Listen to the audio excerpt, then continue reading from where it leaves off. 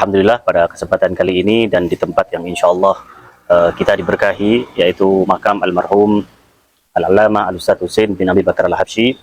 Kita kedatangan tamu di mana beliau melakukan perjalanan yang tentunya nanti beliau sendiri yang akan menyampaikan.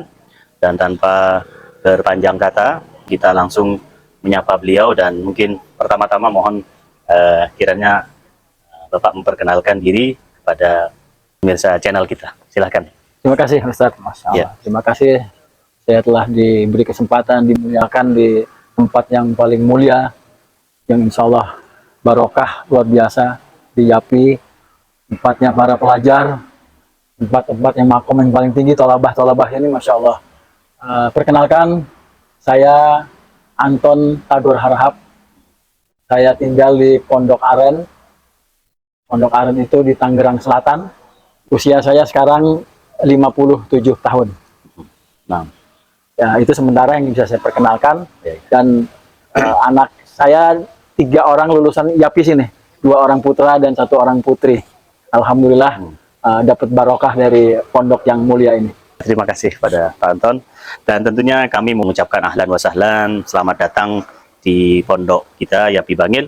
Dan Bapak telah menempuh perjalanan yang cukup panjang, ya, 824 kilo, ya, dari Tangerang menuju Yapi sebagai destinasi terakhir. Dan alhamdulillah sampai dengan sehat walafiat. Alhamdulillah. Nah, bisa diceritakan Bapak kira-kira terkait dengan perjalanan ini dan juga tujuan dan harapan dari perjalanan yang Bapak lakukan selama ini. Ya, terima kasih. Saya punya program, punya niat sebenarnya dari 1 tahun belakangan kemarin. Saya pernah berjalan di 2013, perjalanan napak tilas Imam Husain dari Najaf ke Karbala. 2013 yang pertama, kemudian 2016, 2017, 2018, 2019. Sejak 2020 saya nggak berangkat, tapi saya tetap jalan 4 hari. Dari rumah saya menuju ke Cipanas. Ngambil timing Arba'in, dari mulai 16 Safar sampai 20 Safar. Pada hari Arba'in, hari keempatnya, saya berjalan 4 hari.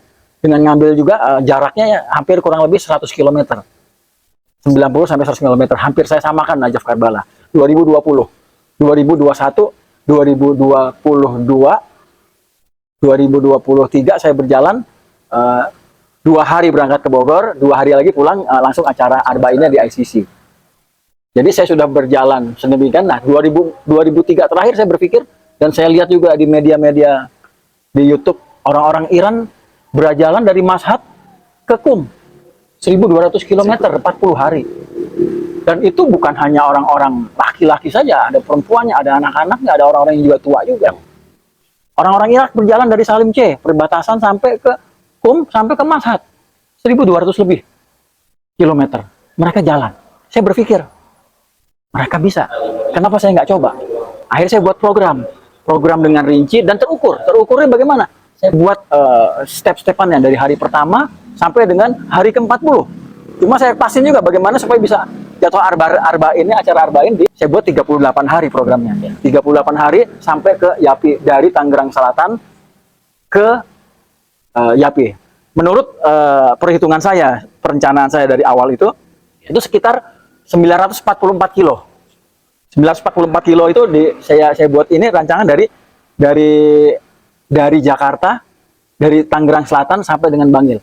Itu minta bantuan Mbah Google lewat mapnya Mbah Google. Nah, dan saya buat laporan kepolisian, surat jalannya itu dari tanggal 11, dari tanggal 20, dari tanggal, maaf ya, saya lihat dulu ya, dari tanggal 18 Juli sampai dengan 26 Agustus surat jalan saya. Dan tema yang saya ambil di situ dengan laporan kepolisian itu adalah Long March Kebangsaan. Yang pertama, dan jadi temanya Long March Kebangsaan karena bertepatan dengan saya perjalanan ada 17 Agustus. Nah. Kemudian lanjutnya adalah napak tilas Wali Nusantara. Kenapa saya ambil napak tilas Wali Nusantara bukan napak tilas Wali Songo? Karena Wali Nusantara itu sebenarnya banyak.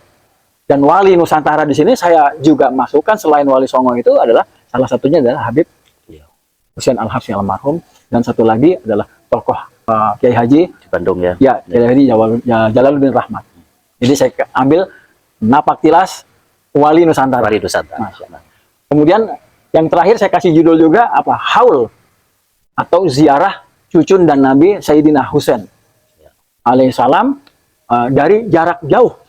Artinya tidak ke Karbala tapi ya di Indonesia. Tapi saya nisbatkan dengan ziarah Imam Husain. Nah, dengan niat kepada Dengan niat beliau. adalah semua saya nisbatkan kepada Imam Husain. Nah, saya berjalan pertama yang saya kunjungi, ziarah pertama saya adalah di Bandung. Di makam Kiai Haji Jalaluddin Rahmat MSC, Allahu yarham. Kemudian dari Bandung saya menuju ke Cirebon. Cirebon ziarah Gunung Jati. Sunan Gunung Jati. Saya nisbatkan semua kepada Imam Husain. Dan saya minta izin sama guru kuncinya, saya minta ngambil foto, saya bawa bendera Imam Husain. Karena semua ziarah ini saya nisbatkan kepada Imam Husain. Dari Cirebon saya berjalan lagi sampai dengan ke Demak, ke Sunan Kalijaga. Ya. Kemudian dari Demak ke Kudus, ke Sunan Kudus. Kemudian di Kudus juga ada dua, Sunan Kudus dan Sunan Muria. Kemudian dari Kudus ke Tuban, ke Sunan Bonang. Kemudian dari Tuban ke Lamongan, Sunan Derajat. Dari Lamongan ke Gresik, Sunan Gresik. Dan Gresik juga ada dua. Selalu kalau satu tempat ada dua tuh, yang keduanya pasti bukit. Dan naik juga, cuma nggak se ekstrim Sunan Muria. Sunan Muria 600 anak tangga ini cuma nggak ada 100. Sunan Giri Kiran kiri. di Gresik juga. Dari Sunan Giri terakhir Sunan Wali Songo itu ada di Surabaya. Sunan Ampel, Surabaya. Dan terakhir saya tidur di Sunan Ampel, di Masjid Sunan Ampel. Dari Sunan Ampel, Surabaya lanjut, saya terus sampai finish di hari ke-36. Hari ke-35 saya singgah terakhir di Masjid At-Taufik. Ya. Di Daerah daerah Walum, Gempol ya. ya daerah Gempol. Peci. Masuknya ke satu kecamatan dengan sini rupanya. Dan dari situ hari terakhir, etapa terakhir disusul sama anak-anak santri Yapi. Kurang lebih 6 orang, berangkat pagi, sarapan di situ. Sarapannya juga bawa nasi dari pondok. Dari pondok. Ya. Sarapan di Masjid Masya Allah. Taufik, kemudian kita berangkat jalan.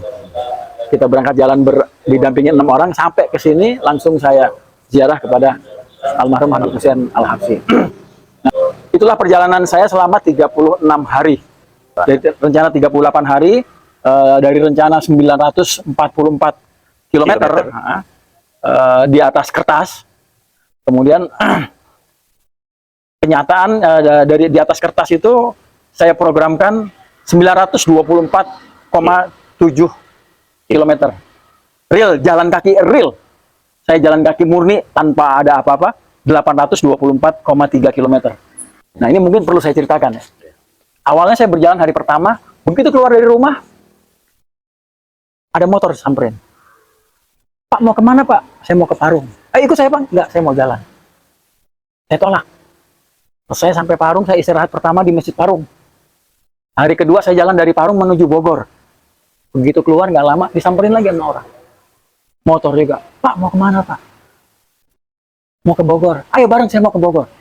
Enggak, Afan, anak mau jalan. Hari ketiga anak tidur, begitu bangun, entah kenapa, entah ada teguran, hati nurani saya berbilang, saya kayak ditegur. Nggak tahu apa suara apa itu, tapi hati saya berkata, nggak boleh begitu. Hari ketiga saya udah nggak berani nolak. Hari ketiga saya jalan sampai puncak, kemudian sampai Pasar Cisarua, mau naik lagi ke atas. Pasar Cisarua udah lewatin saya, udah hampir kurang lebih 1,5 jam. Itu berarti sudah 7,5 kilo, Pak. Tiba-tiba turun orang dari bawah, dari atas ke bawah. Berhenti pakai motor, dia pakai topi, pakai sarung, udah pakaian santri. Bahasanya Sunda semua. Nggak ngomong Indonesia. Ayo, mampir ke rumah saya. Ngopi dulu sebentar. Udah dipaksa saya diambil ini saya. Balik lagi. Jadi bukan menuju tujuan, balik lagi.